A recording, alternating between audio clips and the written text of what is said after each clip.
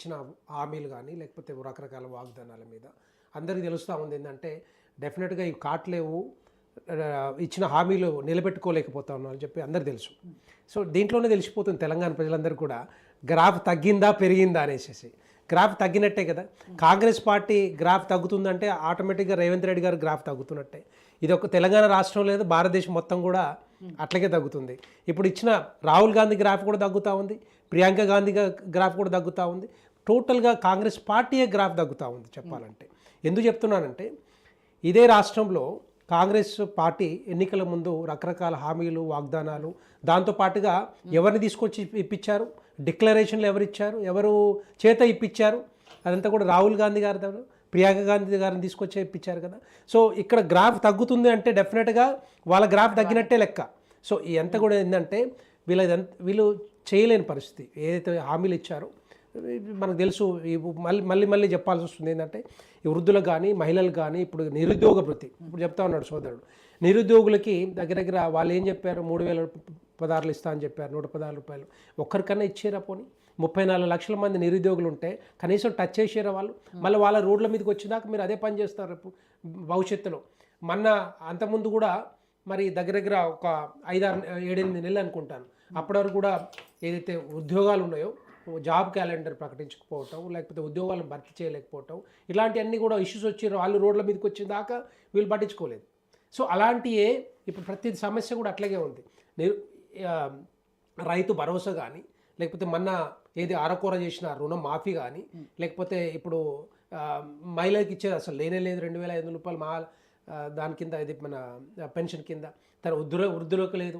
So ఎక్కడ ఏం జరుగుతుందని వీళ్ళ గ్రాఫ్ పెరుగుతుంది చెప్పండి, ఎక్కడ పెరుగుతుంది చెప్పండి.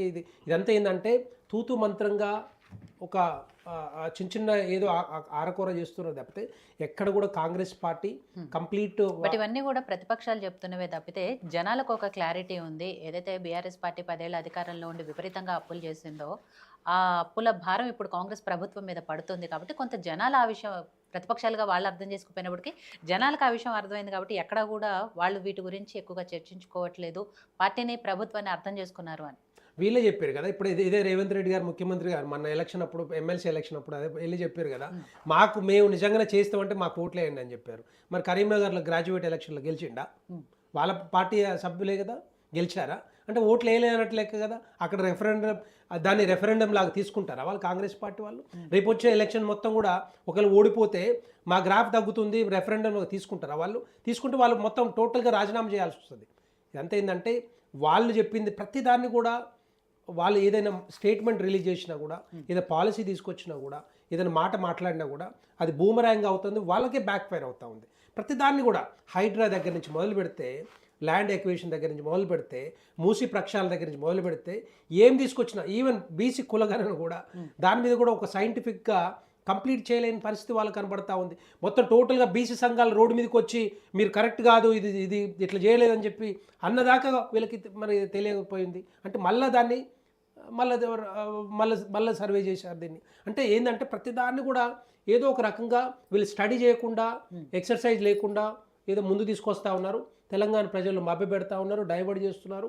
ఏదో ఒక అంటే ఓటు బ్యాంక్ రాజకీయాల కోసమో లేకపోతే స్వార్థ రాజకీయ ప్రయోజనాల కోసం ఇవన్నీ చేస్తూ ఉన్నారు తప్పితే ఇక్కడ ఏం జరగట్లేదు చెప్పాలంటే. ఇది మహాలక్ష్మి పథకం ఒకటి, గ్యాస్ ఒకటి, నేను అనుకుంటే ఒక 200 యూనిట్లు ఉచిత కరెంటు కూడా అందరికీ వస్తుందంటే లేదు. రెంట్ ఉన్న ఇళ్ళకి రావు, డెఫినెట్గా వాళ్ళ పేరు మీద ఆ బిల్స్ రావు, అది ఉండదు. సో ఇవి కాకుండా మిగతా ఏమి కూడా జరగట్లేదు. రైతు భరోసా అన్నారు. రైతు భరోసా ఎప్పుడు ఇవ్వాలండి?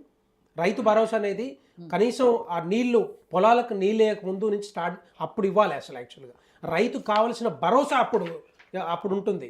ఇది రైతుకి నాగలు దున్నటమో లేకపోతే ట్రాక్టర్ పెట్టి కూలీల ఖర్చులు, లేకపోతే పిండి బస్తాలు, ఇవంతా ఫెర్టిలైజర్స్ ఆ టైంలో ఇవ్వాలి. కానీ అప్పటి నుంచి మొదలు పెడితే 2 నెలలు అంట. 2 నెలలు అంటే దగ్గర ఆల్మోస్ట్ ఆ వరి ధాన్యమో ఇంటికి వచ్చే అవకాశాలు ఉంటాయి కదా. అప్పటి వరకు మరి ఈ రైతు అప్పులు చేసుకొని తెచ్చుకోవాలా? ఇదంతా ఏంటంటే వీళ్ళు ఇచ్చిన హామీలు ఏవైతే ఉన్నాయో వీళ్ళకి ఎందుకు ఓట్లు వేశారు యాక్చువల్గా చెప్పాలంటే? ఈ కాంగ్రెస్ పార్టీకి ఎందుకు ఓట్లు వేయాలి, ఎందుకు ఓటు వేయాలి చెప్పండి? బీఆర్ఎస్ పాలన చూశారు మీరు అన్నట్టుగా. బీఆర్ఎస్ పాలనలో 7 లక్షల కోట్లు అప్పయింది తెలుసు వాళ్ళకి. తెలిసినా కూడా మన టైమ్స్ ఆఫ్ ఇండియా ఇది కాంక్లేవ్లో ఏం మాట్లాడారు రేవంత్ రెడ్డి గారు ముఖ్యమంత్రి గారు? నేను ఇండియా టుడే కాంక్లేవ్లో ఏం మాట్లాడారు అక్కడ మేము అనుకున్నది 3,75,000 కోట్ల రూపాయలే అప్పు చేశారు అనుకుంటే వీటికి వచ్చిన తర్వాత మాకు 7 లక్షల కోట్ల రూపాయలు అప్పు చేసారు, అప్పు ఉండే దాన్ని వడ్డీలు కట్టలేక మా చేత కట్టలేకపోతున్నాం, అందుకే మేము ఏం చేయలేకపోతున్నాం, చేతులు ఎత్తేసారు. నిన్న కూడా మాట్లాడారు, నిన్న కూడా మేమేం చేయలేకపోతా ఉన్నాం, మా దగ్గర డబ్బులు లేవన్నట్టు చెప్తా ఉన్నారు. అంటే క్లియర్గా అర్థమవుతుంది అడ్మినిస్ట్రేషన్ చేత కావట్లేదు, ఇన్వెస్ట్మెంట్స్ రావట్లేదు, ఉద్యోగాలు లేవు, రేపొద్దున ఆర్థిక పరిస్థితి లేదు. ఇప్పుడు వీళ్ళు ఏం చేయాలి, దీన్ని నిజంగా ఒకళ్ళు పెంచుకోవాలంటే ఆర్థిక స్థితి, భూములు అమ్మాలి, రిజిస్ట్రేషన్ ఛార్జీలు పెంచాలి, లిక్కర్ ఛార్జీలు ఆల్రెడీ 15% పెంచారు, రకరకాలుగా ప్రతిదాన్ని కూడా ఒక సోర్స్ లాగా ఇప్పుడు వాడుకుంటారు. అంటే దీన్ని కాంగ్రెస్ పార్టీ ఏ విధంగా వాడుకుంటా అనుకుంటుందో ఆల్రెడీ బీఆర్ఎస్ పార్టీ కూడా అలాగే వాడుకుంది. 7 లక్షల కోట్లు పెంచలేదు, వాళ్ళ తరపున వాళ్ళు డిమాండ్ చేసి పెంచాల్సి వచ్చింది వాళ్ళకి. అది లిక్కర్ ఎట్లా పెంచుకోవాలి చెప్పండి. అది కూడా ఇప్పుడు గవర్నమెంట్ 15%, ఇది కాకపోతే ఇంకోరు పట్టుకోండి, అదే కంపెనీ ఎందుకు పట్టుకొని కూర్చోవాలి? 15% మాకు పెంచాలంటే 15% పెంచేదాకా, అంటే పెంచిన దాకా మీరు వాళ్ళు డిమాండ్ చేస్తే మీరు నిజంగా తీసుకుంటారా? డిమాండ్ ఫుల్ఫిల్ చేస్తారా? ఈ 15% ఎవరు కడుతున్నారు? ప్రభుత్వం కడుతుందా? మొత్తం బీద వాళ్ళు కడుతున్నారు, బీర్లు తాగేటోళ్ళు లేకపోతే లిక్కర్ తాగేటోళ్ళు కడుతూ ఉన్నారు. ఇప్పటికే తడిసి మోపడి అవుతా ఉంది.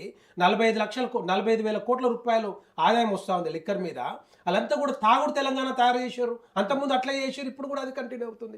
15% పెంచుకుంటూ పోతారా? ఇది కాకపోతే ఇంకో కంపెనీ ఎక్కడ పోయింది మీకు తెలియదా? మరి అదంతా కూడా ఆలోచించి మళ్ళీ ఆపి మళ్ళీ వాళ్ళకే ఇచ్చారు. ఇప్పుడు ఇదంతా ఏంటంటే నేను అనేది ఇదంతా కూడా చాతగాని ప్రభుత్వం లాగా కనపడతా ఉంది కాబట్టి ఇట్లా ఏ మాత్రం కూడా గ్రాఫ్ మాత్రం ఎక్కడ పెరగట్లేదు. రేపు వచ్చే ఎన్నికల్లో ఎక్కడ చూసినా కూడా భారతీయ జనతా పార్టీని వైపే చూస్తున్నారు తప్పితే తెలంగాణ ప్రజలు ఈ కాంగ్రెస్ పార్టీ 15 యాక్చువల్గా ఒక ప్రభుత్వం వచ్చిందంటే 5 సంవత్సరాలు ఎట్టి పరిస్థితుల్లో అది కంప్లీట్ అయ్యే అవకాశాలు ఉంటాయి. కానీ ముందుగానే 15 నెలల్లోనే ఇంత వ్యతిరేకత వచ్చిందంటే all because of these things. యాక్చువల్గా అంటే they could not implement all these 6 guarantees and రకరకాల 400 అంశాలు, ఇవన్నీ కూడా ముందుకు తీసుకెళ్లాల్సిన బాధ్యత వాళ్ళ మీద ఉంటుంది తప్పితే ఇంకా వేరే ఆప్షనే ఉండదు వాళ్ళకి. ఒకటి క్లారిటీ, ఒక్క మాట, తెలంగాణలో ఏది వైన్ షాపులు కానీ బార్ షాపులు కానీ ఇప్పటికిప్పుడు మేము బంద్ చేయడానికి సిద్ధంగా ఉన్నాం. మీరు పని చేయండి, ఎట్లా గుజరాత్ లో మీరు బంద్ చేస్తే